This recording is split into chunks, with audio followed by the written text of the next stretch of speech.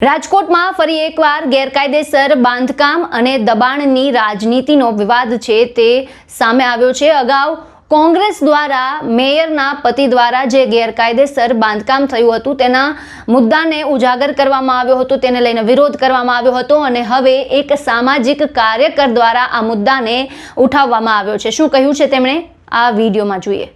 રાજકોટ શહેરમાં ફરી એકવાર લેન્ડ ગ્રેબિંગ અને દબાણનો મુદ્દો ચર્ચામાં આવ્યો છે, જ્યાં એક સામાજિક કાર્યકર દ્વારા મ્યુનિસિપલ કમિશનર અને જિલ્લા કલેક્ટરને સત્તાવાર અરજી કરવામાં આવી છે। આ અરજીમાં ગંભીર આક્ષેપ કરવામાં આવ્યા છે કે શહેરના પ્રથમ નાગરિક એટલે કે મેયર નયનાબેન પેઢડિયાના પતિ દ્વારા દબાણ કરવામાં આવી રહ્યું છે અને તે દબાણના કારણે કેટલાક ગેરકાયદેસર બાંધકામ સામે કાર્યવાહી અટકાવવામાં આવી રહી છે। સામાજિક કાર્યકર દ્વારા માંગ કરવામાં આવી છે કે આ મામલે લેન્ડ ગ્રેબિંગ કાયદા હેઠળ કડક કાર્યવાહી કરવામાં આવે અને ગેરકાયદેસર બાંધકામને તાત્કાલિક અસરથી તોડી પાડવામાં આવે।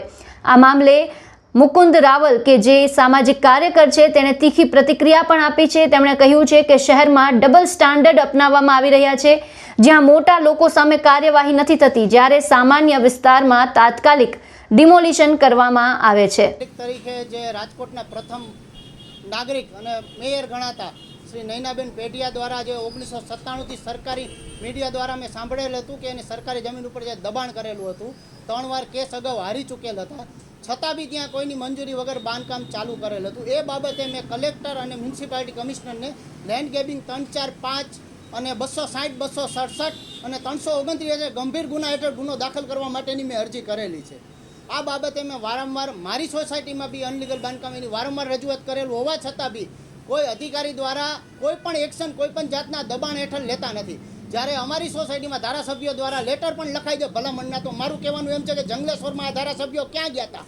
જ્યારે તમે ગરીબ માણસોના ઝોપડા ઉડાડો છો, જે વેરા ભરતા હતા, 15 વર્ષથી રહેતા હતા, એ માણસનું જીવન જોઈ આવો કે કઈ રીતે એ જીવે છે, છતાં બી એના તમે જો ડિમોલેશન કરતા હોય તો આ બાગડ બિલ્લા અમીરોના નક્ષત્ર છે, આ છે, કેમ તમે કોઈ કાંઈ ઉખાડી નથી શકતા?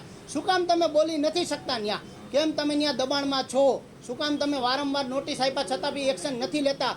તો આ ઉપર અધિકારી ઉપર BNSની કલમ 198 મુજબ બી ગુનો દાખલ થાય, કારણ કે વારંવાર અરજી આપવા છતાંય અને વારંવાર નોટિસ આપવા છતાંય બી જો કાર્યવાહી ન કરે અને રાજકીય દબાણથી ફાઇલો દબાવી રાખે તો એ બી શિક્ષાપાત્ર ગુનો છે। જોવાનું હવે રહેશે કે આગામી સમયમાં આ મુદ્દાને લઈને કાર્યવાહી થાય છે કે કેમ। તમારું શું માનવું છે આ સમગ્ર મુદ્દાને લઈને અમને કમેન્ટ બોક્સમાં જણાવો અને અમારી ચેનલને લાઇક, શેર અને સબસ્ક્રાઇબ કરવાનું ભૂલશો નહીં। ફરી મળીશું નવા અપડેટ સાથે। મને આપશો રજા। નમસ્કાર।